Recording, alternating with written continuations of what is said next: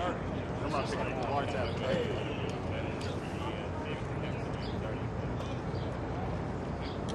You already do mic checks? Yeah.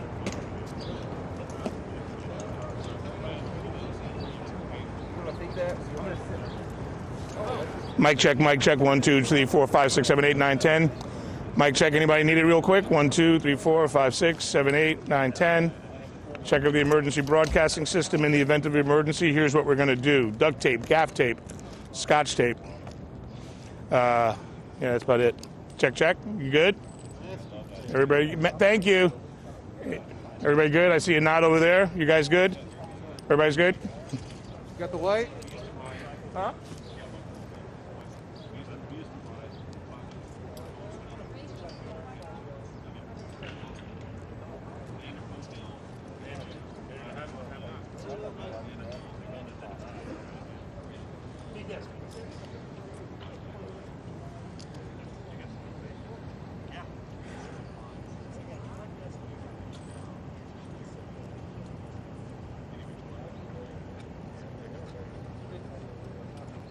You good, Ralphie? Anyone else? Good.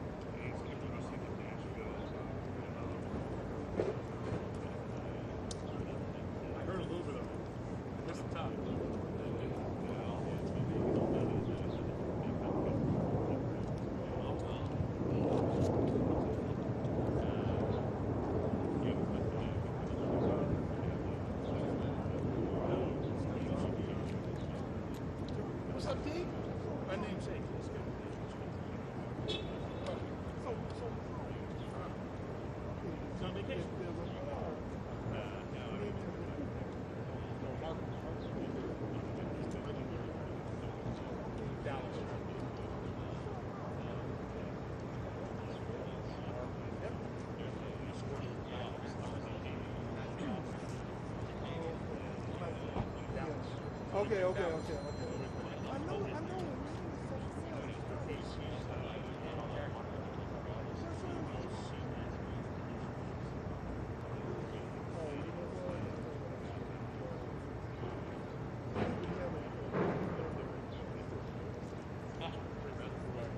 There was a mark. No. There was a mark corner rule, but I know that name. Okay.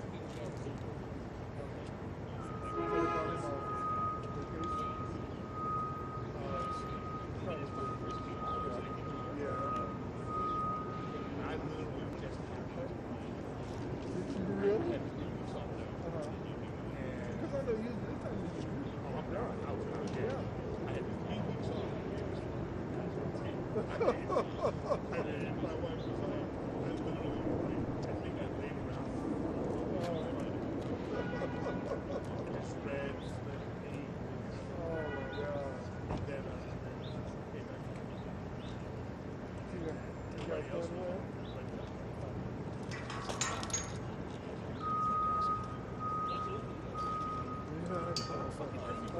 The one thing that I don't do It's not travel. building. The only person who trips. All these trips. Yeah, I know. We're going to swing to Mexico, then we're going to go to Libya.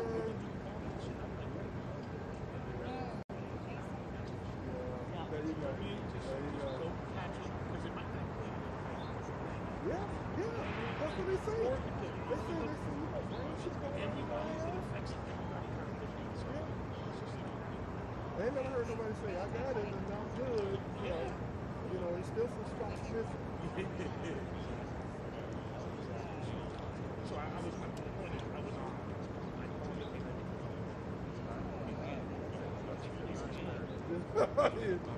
I'm feeling in my bones. It was just like. It was Puerto Rico all over. It's like, it's the silly season.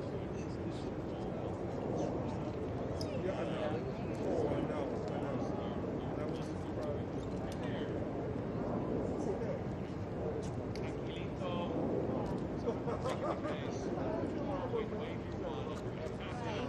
So you know he has kids when you're talking about something.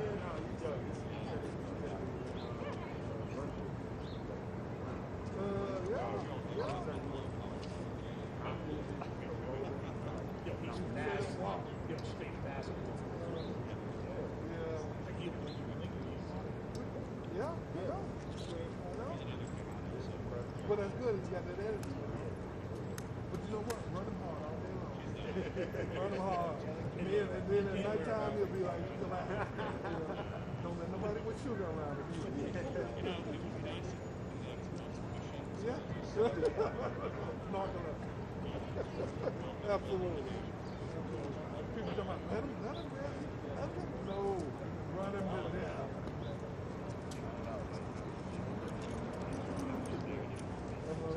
Oh, yeah?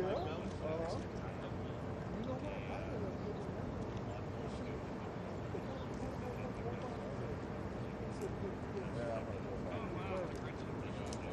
Yeah, that's down there.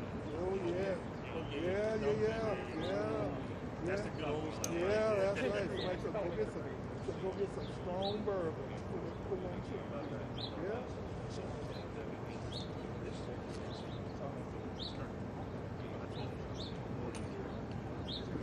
I think everybody can do it. Yeah, so I'm gonna give him sit by Wednesday.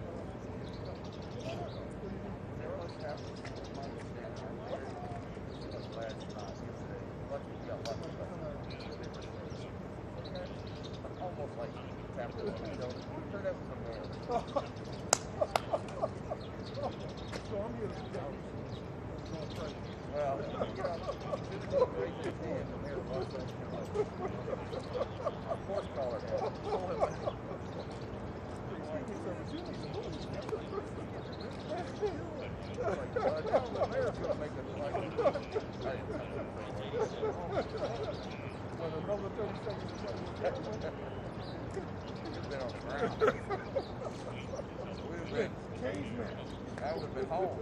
Yes. Where was attacked? They were there about bombing. Never be allowed to come back. There was attacked.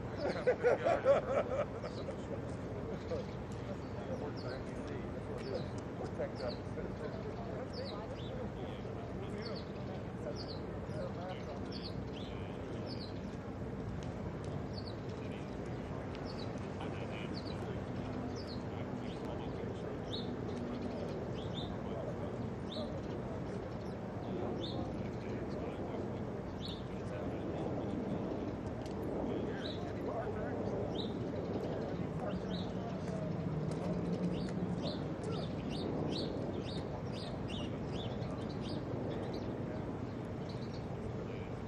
Yeah, because they will.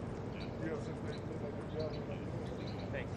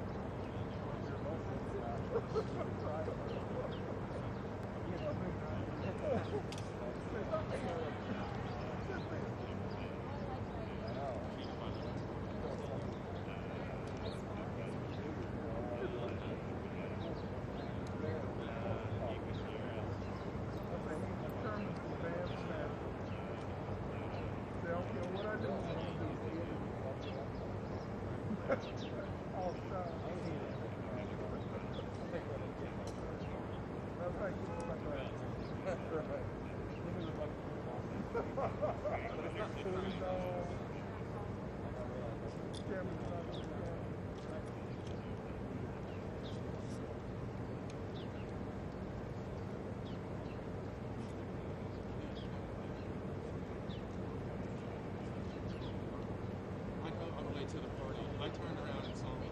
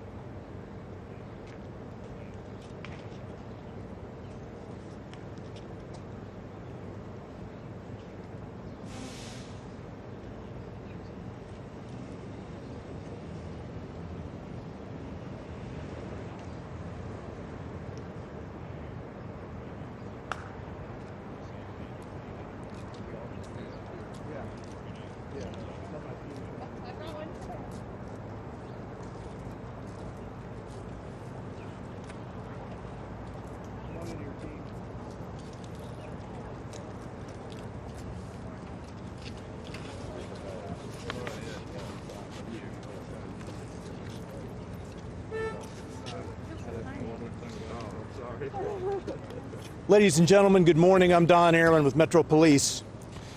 And in just a few moments, I will introduce you to 5 heroes. First of all, we have an update for you from Chief Swan about road and traffic closures in the downtown area. And then Mayor John Cooper and Chief John Drake will speak with you briefly about our 5 officers, and then we'll introduce the officers to you. First, Chief Swan. Good morning. So just to give a quick update on the infrastructure, as we work with our federal partners, law enforcement partners, and the footprint shrinks as far as their investigation, they will release the properties back to Metro. Once that happens, we will do a preliminary sweep. We'll have our public works, codes department, fire department, along with all utility districts that will go into the affected area just to make sure that it is safe. Then we will release that back to our business partners and residence owners. So I'm happy to announce this morning between 4th and 5th Avenue down to Broadway will be open. So as of 10 a.m., we will release that. We're doing the sweep right now as far as our preliminary sweep with all our partners I mentioned earlier. We'll let our business partners come in. That liaison will be from the Office of Emergency Management working with our downtown partnership. As far as the communication update, we know that AT&T yesterday as of 8:30 last night, they've restored all the mobile communication. And then this morning, they got back into the workflow, and there will be times where we will lose communication because they are trying to restore the 4th floor. At the 4th floor, that will get our critical infrastructure back into play, and that's internet, along with landlines and our 911 system. They're feeling very confident by the end of the day they will have us up and running at full capacity, but please remember that there are a lot of moving parts and there are a lot of things that happens, and we will try to address that as it happens. So again, we appreciate everybody's patience, and we will proceed with getting Nashville back on the road of reopening. Thank you. Thank you, Chief. And then very quickly this morning, I just talked to Senator Blackburn, and she was reporting to me on a conversation she had with the President. Grateful to her, Governor Lee, the delegation, Congressman Cooper, Fleischman, Rose, that federal help will be a priority here for rebuilding in Nashville. And of course, it needs to be. Our businesses have suffered a lot with COVID, and this doesn't need to add to that difficulty. And so everybody's working together really well to try to make that happen as quickly as possible. Today I want to recognize our 6 officers who saved lives here in Nashville. It's a great thing that our city has such heroes. Officer Llewellyn, Tapping, Sipos, Wells, Hosey, Sergeant Miller. You know, their actions saved lives, and I think they may consider what they did was just a regular part of their duties. But we in Nashville know it was extraordinary, and it's thrilling to have them in our community, and we need to recognize their heroism. I know they're not accustomed to all of this publicity, but it's marvelous that we can celebrate the courage in our community. And the entire nation, I think, is grateful and deeply interested in hearing from them. And with that, let me turn this over to our Chief Drake, to do the introduction. Thank you. All right, good morning, everyone. Before the officers say a few words, I'd like to reiterate that we feel Nashville is safe. There are no known threats against this city at this time. But that's not what I wanted to talk about today. I want to talk about our men and women of our police department who do heroic efforts every day. But on this particular incident, officers responded to a shots fired call, and unknowing anything else at the time, they began hearing announcements that something was about to detonate coming from an RV. Immediately, they didn't think about their own lives. They didn't think about protecting themselves. They thought about the citizens of Nashville and protecting them. And they went about knocking on doors, and had they not made their efforts, we'd be talking about the tragedy of people and lives lost. So with that said, I'd like to turn it over to our heroes. They may not think they're heroes because they go about this job each and every day, but they are our heroes, and they had a really heroic effort that morning. Thank you. Well, it's my pleasure to introduce you to our 5 officers. Sergeant Miller is traveling out of town this morning and couldn't be here, but these 5 officers behind me graciously agreed to speak with each of you. What I've asked them to do is to come up one by one and talk about their response on Friday morning, starting with the officer who arrived first and then the other officers in that order. First, I would like to introduce you to Officer Tyler Llewellyn, Central Precinct overnight shift. Officer Llewellyn. Hello, everyone. I'm Officer Llewellyn. Initially, we got a shots fired call. I was running zone that night, so I took it. Officer Hosey backed me up. I arrived on scene. Initially, I didn't hear any shots fired, nothing like that. We were told that shots were coming from inside the building at 178 2nd Ave North. Upon arrival, I checked because it's a liquor store / apartment complex and Airbnb that has the same address. Checked the bottom floor, couldn't see anything immediately, couldn't hear anything. At that time, I requested a code to get access into the building. Was waiting on Officer Hosey to show up and the code. Shortly after Officer Hosey showed up, as soon as she got out of the car, almost immediately, the RV started making an announcement. Somewhere along the lines, Don't quote me exactly, but there's a large bomb within this vehicle. Your primary objective is to evacuate. I wasn't quite sure what I heard, so I looked at Officer Hosey just to verify we heard the same thing, and then it started over. At that time, I called and notified Sergeant Miller. He said, get everyone you can out there. I requested all units available from our precinct to come. They show up. I asked Officer Toppin and Wells to block off 2nd and Broadway, 2nd and Commerce. They did. Officer Sipos and Hosey went inside to start knocking on doors, and Officer Wells came up. At this time, Sergeant Miller's there. I asked him for any further directives, stuff like that. At that time, we set up our cars to kind of set up as much of a barricade as we can, keep people out. We go inside. Just before we go inside, probably about 5 minutes after we're there, I'd say that the timer then started counting down. Officer Hosey and Officer Wells are the first ones that noticed that. In between this, I did look at the RV, noticed that all the shades were down, and kind of walked around it to see if there was a tag, anything like that, to try and get more info. I did not notice one. From there, myself, Officer Hosey, Wells, and Sipos went into the building and knocked on all the doors we could to notify as many people as we could that we had a possible public safety concern and that we needed people to evacuate. We noticed that there was a basement exit, so we asked everyone to go down and out the basement.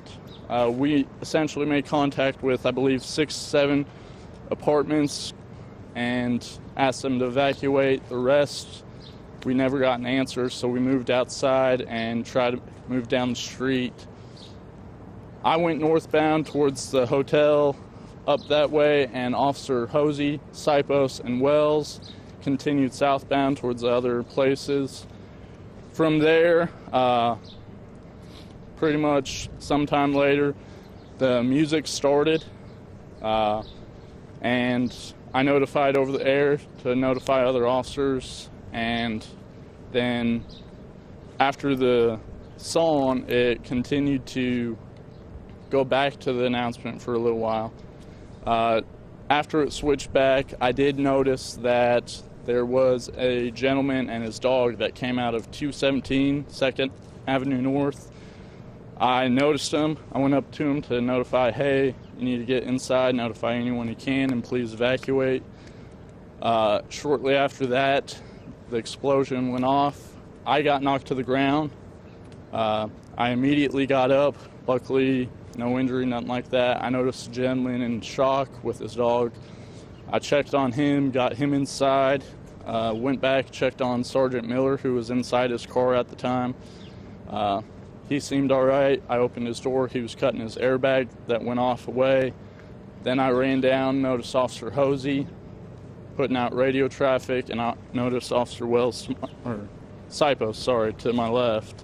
At that point, they seemed okay, so I ran forward into kind of the debris area. I noticed what appeared to be 4 people that came out of, I believe, 178 2nd Avenue North that we weren't able to get contact with.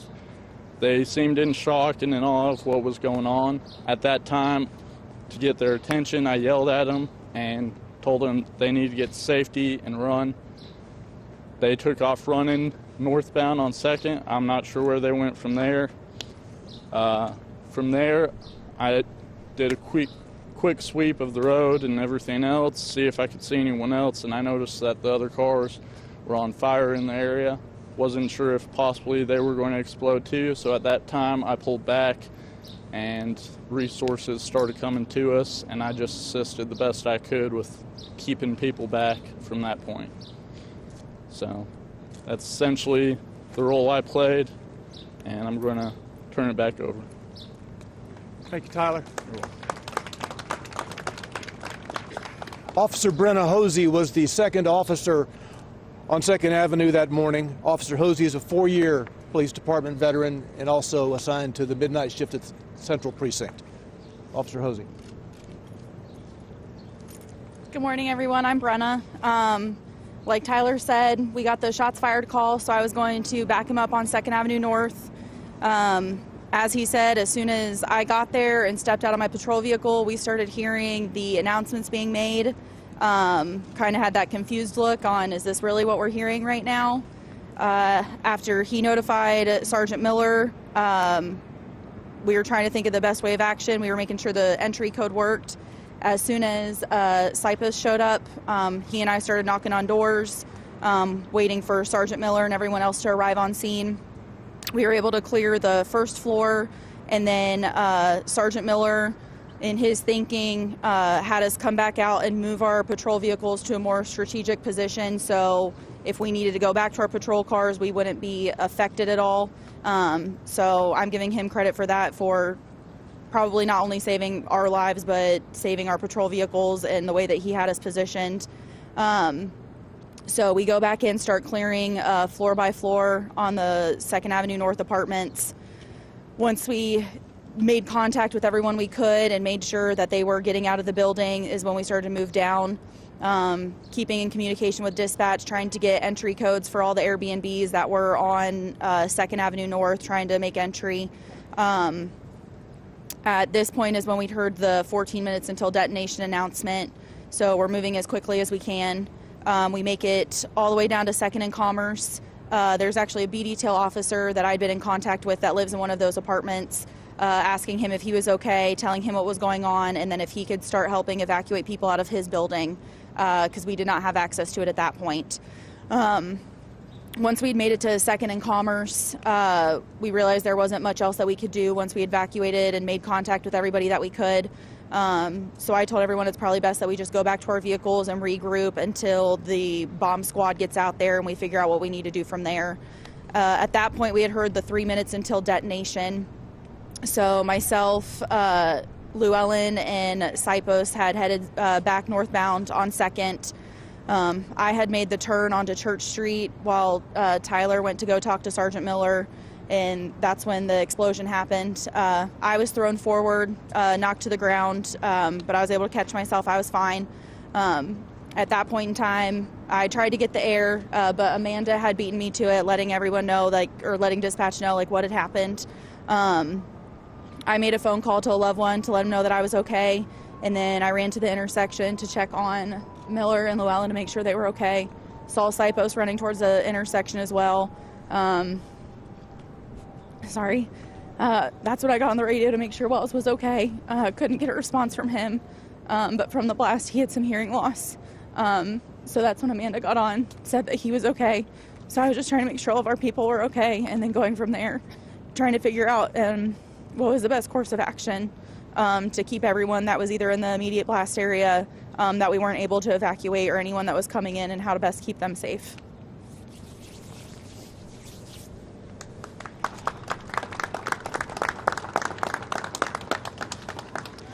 Now I'd like to introduce you to Officer James Wells, also assigned to the Central Precinct Midnight Shift. James has been with us just under 2 years. Officer Wells. Good morning. Officer James Wells. Shortly after the shots fired call came out, Officer Llewellyn had came over the radio and said I needed everybody here immediately. And just by the tone in his voice, we knew it was serious. And, he said it was a possible bomb situation and that Sergeant Miller was aware. At the time, I was sitting right next to Officer Toppin, so we got over there as quick as we could. Not knowing that the RV was the vehicle in question at the time, we actually pulled right in front of it. If it's right across the street, we pulled up. And then when we heard the announcement, Toppin was like, is that the vehicle in question? And Llewellyn said yes. We immediately hopped in our cars and backed out. And then so we started setting up the perimeter to start shutting down Commerce and Broadway to make sure nobody could come in or out. And then Llewellyn called for more people to come help evacuate the building, which I did. At that point is when I heard, you have 14 minutes to evacuate the area. And at that point is when I started to prepare my mind for secondary things to happen. I actually told everybody when we come out to make sure we look at the high ground in the parking garage. It's just in case, as I felt like maybe an active shooter might have followed that, just because it felt at that moment, it felt real, and it felt like there was going to be some secondary activity. So every time we came out of the building, we made sure that we were looking around and checking high areas, just making sure nobody was peeking around and looking at us. So we continue to go door to door, trying to get codes from dispatch to get in. We get down to 2nd and Commerce, and that's when we hear the 3 minutes as we coming out of the building. And at that point, I told them I was going to go back to my car and get my heavy plates, just mentally getting prepared for whatever was about to happen. And so as I'm putting my heavy plates on, Llewellyn tells me that Sergeant Miller told me to pull my car back because I was actually in the intersection at first. So then I pulled my car back in between the buildings, and which is the parking garage, and then 2nd and Commerce, to get out of the blast radius. And at that point, I get out, and I'm starting to go back toward Llewellyn and Hosey. And as I'm getting ready to walk toward them, walking back toward the RV, and this might not be politically correct, but this is my truth. I literally hear God tell me to turn around and go check on Topping, who was by herself down on Broadway. And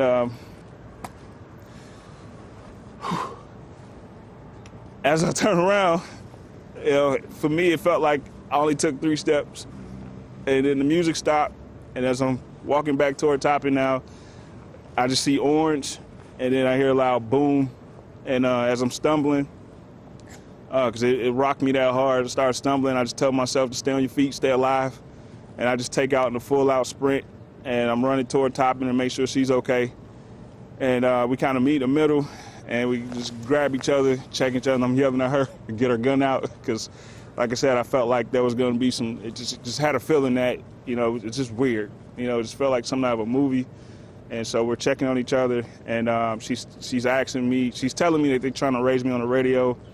I couldn't hear, so I just lost temporary hearing in my left ear. So as she yelling, I'm saying what, and a couple of explicitives, telling her I couldn't hear. And they get me to the paramedics. I call my wife immediately to let her know, just before anything got out, to let her know I was okay. And while I was in the ambulance, they were trying to get me to go to the hospital, and I just didn't want to be by myself at that moment, didn't want to leave them. And then I heard that there were 3 people that were injured, so I told the paramedics to take care of them. And I was like, I got, per policy, I got 10 days to get checked out. So it's like, y'all go check on them, go check on the civilians. And then I immediately went to go find Topping, just kept asking where Topping was, and we found her, and that was my part in it.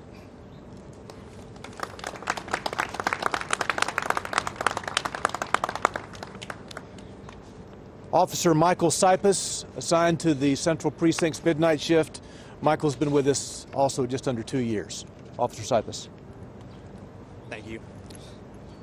So I was I believe the 3rd or 4th officer on scene of what at the time was a shots fired call.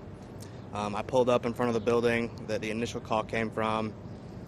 Didn't know at the time I was almost directly across the street from the RV. Exited my vehicle. Heard it making the announcements, essentially telling us there was an explosive device in the vehicle, not to approach it, that we should be evacuating the area. At that point, I moved up the street a little bit, at which point I met up with Officer Llewellyn, Officer Hosey. We started making plans to get into the buildings, start knocking on doors to let families know what was going on, and get them out of the building. I don't know the address off the top of my head, but the first building we went into was the one that the initial call had come from. Between myself and all the other officers knocking on doors, I think we made contact with 6 or 7 families, informed them they needed to exit the building to the what would have been the First Avenue side to keep them off of the street with the RV. After we worked our way through the initial building, knocking on doors, we went back outside, at which point we started working our way southbound on 2nd Avenue North. Like these other officers said, we were in communication with dispatch, who did a fantastic job through the whole incident, trying to get door codes to get in and alert more families. I believe we made it into one more apartment building, if I remember correctly. I don't think we made contact with any families in that building. At that point, Officer Llewellyn, who was outside, let us know that the recording had changed. I believe that's when a song started playing. I don't know what the countdown was at that point. I know by the time we made it back outside after the last building we had checked, it was down to 3 or 4 minutes, I believe. At that point, we decided to work our way back up 2nd Avenue northbound. We had decided, like Officer Wells said, to get our heavy plates on to prepare for whatever might come after the countdown ended. At that point, I made it back up to Church Street. I rounded the corner to head towards 1st Avenue where my car was parked. I'd actually just popped the trunk on my vehicle to get another piece of equipment out, at which point I just felt a push, basically. I was thrown into the trunk a little bit, turned around to see just a very orange sky and a lot of smoke, at which point I ran back towards 2nd Avenue North, as all the other officers did. Just wanted to make sure all the officers that I knew were in the area were safe. Like Officer Llewellyn said, there were a few people that had come out of an apartment building, so we did our best to get them out of the area as quick as possible. At that point, we just spent time keeping residents that had come outside, as well as pedestrians that were just trying to enjoy their morning, keeping them away from the area, trying to carefully explain what was going on and that they just needed to stay away for safety. Thank you.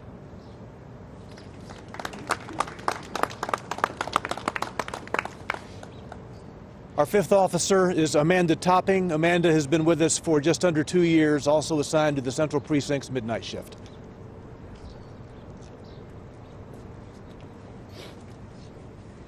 Man, they got me closing this thing out. Oh my God. All right. So I remember that morning, I was sitting with James Wells. We were talking over in my zone, and I heard Tyler Llewellyn and Brennan go out to the call. So we're kind of listening. This is an odd call. So we're sitting there, and my wife had just called because it's towards the end of our shift, so she was seeing what time I was coming home. And so I'm talking to her, and I'm like, well, we're about to head to this call. It's a little strange. So I hung up with her, and we head down there, and we get there. We didn't really know too much about it. Unbeknownst to us, we park right next to it. So, of course, we move because that seemed ideal. So, I take my car down to 2nd and Broadway, and, Sergeant Miller wanted me to stay down there to help with, because, pedestrian traffic on Broadway, and, the buses were starting to do their routes and stuff. So, of course, I was listening and everything, and they went up to the apartments, and I kind of stayed down there and kept on going up to 2nd and Commerce to hear what the RV was saying, and that's just stuff that I'll never forget. The sound of the announcement saying, primary objective is to evacuate now, and it's a female voice, and yeah, it's just odd. And then, of course, I'm kind of pacing back and forth because I kept on having to turn pedestrians around. It was a weird feeling not being able to be with everybody else, but I knew that, I needed to stay where I was at. Because, you want to be with your detail, especially when you just have a feeling something's not right. And something that weird, just you don't get stuff like that. So, but I was standing there by my car, and I heard Tyler say that music just came on. So I got, I went to go get closer, and I heard it, and I was like, oh my gosh. So I was about to get on the radio and say, I know it's almost not my place, but everybody's getting out of the buildings, right? We need, I wanted everybody to be safe. But then I saw a group of them, which couldn't really tell, but I was assuming was Brenna and Sipos and Tyler, walk around the RV back towards their cars. So I kind of saw them. And I started walking up to 2nd and Commerce because I wanted to talk to them. I wanted to know, do we need to go to more buildings? What do we need to do? I was just getting really antsy. And I just talked to my wife again. Just told her that things were just really strange. But as I'm walking towards them on the right side of the road, the right side of second. I see Wells at his car, and I was like, well, he's closer, and I'll go talk to him, see what we need to do. So I don't know what told me to do this. It was really weird, but I decided to change my direction, go on the other side of the road, start walking towards Wells. So as I start walking towards him, he starts walking towards me. You can see on the camera too, the footage, I've seen it. And I told him I didn't think anybody'd ever believe him how close he was. And I was probably about 10 steps away from him, 15. And we're just walking towards each other, and I just saw the biggest flames I've ever seen, the biggest explosion. I mean, and I just saw orange, and then him, and I saw him stumble. And I felt it, I felt the heat, the wave. And I don't know how I kept my footing, but I kind of blanked and I couldn't see him for a second, and I just lost it, and I just took off in a sprint towards him. And like he said, I've never grabbed somebody so hard in my life. I grabbed him, he grabbed me, and we just ducked into a doorway because we didn't know what was coming afterwards. And I'll never forget the window shattering after the blast all around me. It kind of looked like a big prop from a movie scene, all the glass breaking at once. It hit me all over. But just being able to hold him and grab him, and then the first thing I could do is, you couldn't hear anybody at first. It scared the heck out of me, but just 423, there's been an explosion, and sent multiple medics because I didn't know what we had.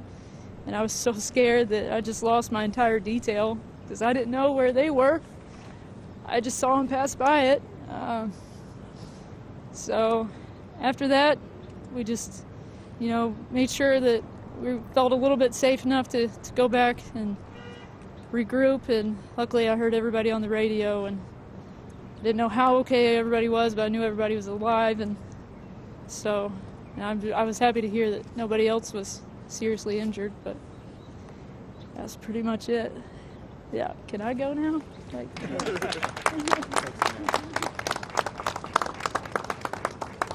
All right, these officers have agreed to take just a few questions. Please, if you have a specific officer you want to ask of, identify that, or if you don't have a specific officer, we'll try to find the best one. Where the bomb squad was? The Metro bomb squad, were they on the way? Yes, the bomb squad was on the way. The bomb squad had been requested, and they were on the way. Ma'am, right here. Yes, when you described that there were shades on the RV, were there shades in the front as well? Did you ever see a person in or around? Mr. Llewellyn? Yes, ma'am. The front had a shade as well to keep view completely obstructed. All the shades on the back windows were down as well, so you couldn't see in at all. I didn't see any person in or around it at all.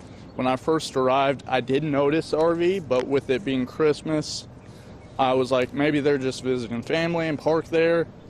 So I didn't pay much attention to it, but I did not notice anyone outside around it either when I first arrived. Did you say that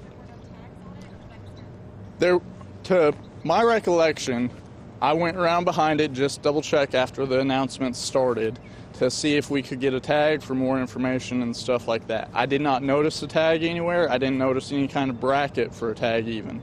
So, unfortunately, couldn't give more information. Yes, what I specifically remember, and we found out later, what I remembered was downtown where the lights shine bright. Later, the ATF agent I spoke to pulled it up, and it's downtown by Petulia Clark was the specific song that was played.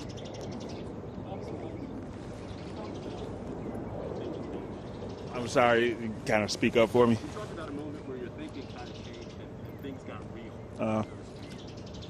As you're hearing that audio recording, you're hearing 5 minutes, 4 minutes, 3 minutes. No, it wasn't a consistent countdown. It was like, hello, this is a warning. For your safety, evacuate the area. And that looped for a few minutes. And then as we were getting ready to go in the building, it changed to, you have 14 minutes to evacuate the area. And that's when my mindset changed, and we started looking at the building. And then there was also cameras on the RV, like surveillance cameras above the mirror. So you got the hangover part that hangs over the windshield. I'm sorry, I talk with my hands. And so you got the hangover part, and then you got the rearview mirror here. The camera set in between that. So it just, it felt like whoever was behind it was watching it. For me, it felt weird. All the cop lingo that you hear about the spider senses, about the hair standing up the back of your neck, all that went through my body, and it just immediately the training kicked in that we do as far as staying calm, but being vigilant and watching around us. So that became my primary objective, is to, as we're evacuating, also looking for any threats in the surrounding area. As those minutes are counting down, what are you thinking when you're preparing? I'm preparing for a shootout, and also getting as many people out as possible. So it's, multitasking in my thinking, just getting as many people out of these buildings as we can, and also ready to engage anybody that was not in this uniform. You mentioned hearing another voice. I was God. I'm not going to shy away from that. I am a spiritual person, and so I truly believe that when I do this job, I'm led by that voice. How I treat people, how I go about doing this job every day. That's what guides me, and I truly believe that that's what guided me in that sense, because I was literally getting ready to walk back toward that RV, and you watch the video, you can see that moment of clarity for me when I heard God say, "Go and check on topping." And so I was peeking around, looking like this, and then it's like, no, turn around, go check on topping. And so I turn around and start walking in the opposite direction, and then 3 seconds later, boom. So, I'm not going to shy away from that, because that's what saved my life. That's what got me to see my kids and my wife on Christmas. And good to see you has a completely different meaning for me now. So, yeah. Can we do 2 more questions about anyone else? Yes, ma'am. How close were you Thursday compared to how close this group is now? What do you mean close as far as? Connected forever. Yeah, obviously. I already had a genuine feeling for all of them, but of course this is going to tie us together forever, for the rest of life. And so just, the love for them is even bigger now, and Christmas will never be the same for any of us. So. Officer Hosey. Yes, sir.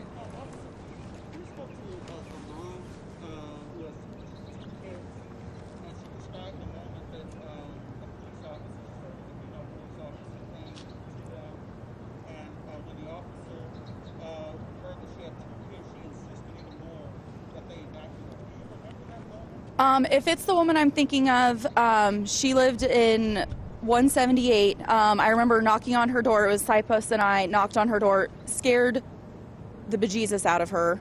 I told her that there was a threat in the area and that we needed her to evacuate. She said, okay, let me get my kids. And that kind of just put my heart up in my throat. I don't have kids, but I have cousins and nieces and people that I love that are small. So I'm thinking maybe 1 or 2 kids. She ended up having 4 kids.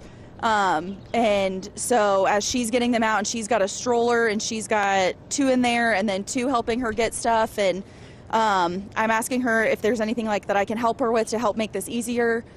She said no, she's okay, but she's being a little bit more insistent on what's going on. And at that time I kind of tell her there's a more serious threat and that's why we need you to go. So I'm thankful that we were able to make contact with her and that she was awake and able to evacuate. Yeah.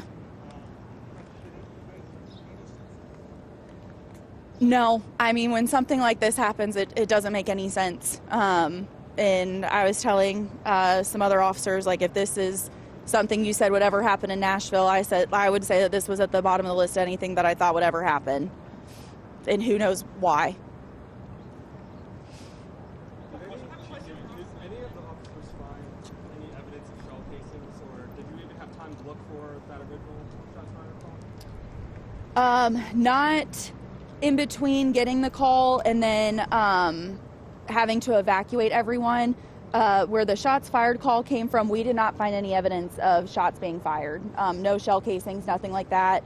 Anyone in the building that we made contact with said they didn't hear anything like that. So there was like the question that we raised was the loudspeaker that we heard playing gunshots to make it appear like shots had been fired. That was just a theory we came up with. We don't know if it actually happened or anything.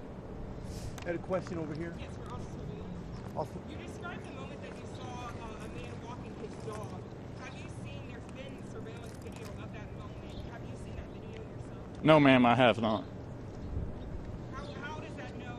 Because, I mean, we talk about how you guys have saved people's lives that day.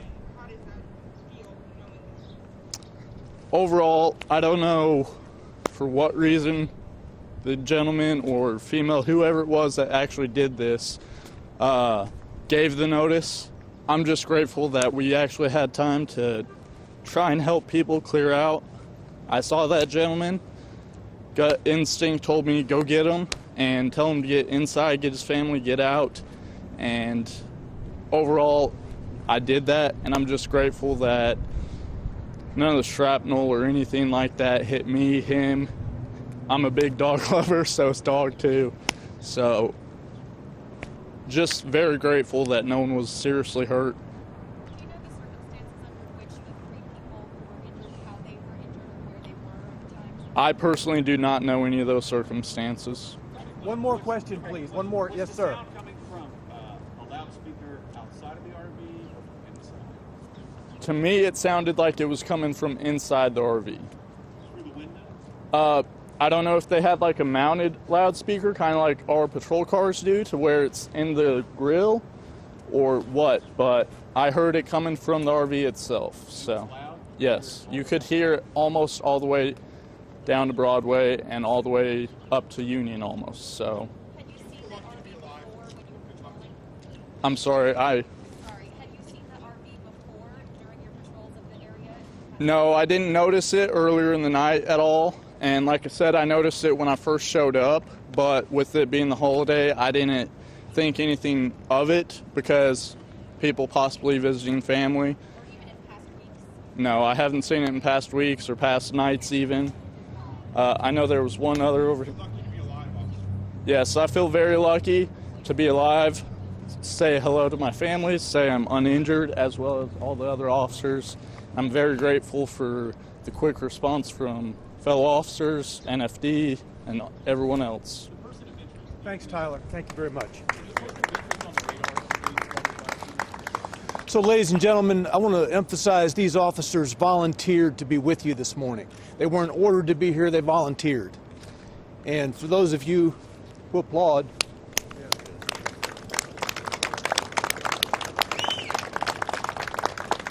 thank you all very much.